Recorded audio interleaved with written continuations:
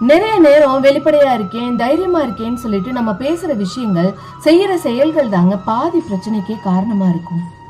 எல்லாருமே வெளி வேஷம் போடுற உலகத்துல நாம மட்டும் வெளிப்படையா இருக்கிறதுனால எதுவுமே மாற போறது இல்ல. நாம தைரியமா உண்மையை சொல்றதுனால எதுவும் மாற போறது இல்ல, யாரும் மாற போறது இல்ல. பின் என்ன செய்யறது? எல்லார போலவும் வேஷம் போட்டுட்டு இருக்கணுமான்னு நீங்க கேக்குறது எனக்கு கேக்குது. நான் அப்படி சொல்லல சகோ. பிரச்சனை உங்ககிட்ட வரும் பொழுது, உங்க கண்ணு முன்னாடி அநியாயம் நடக்கும் பொழுது கண்டிப்பா தட்டி கேட்கலாம்.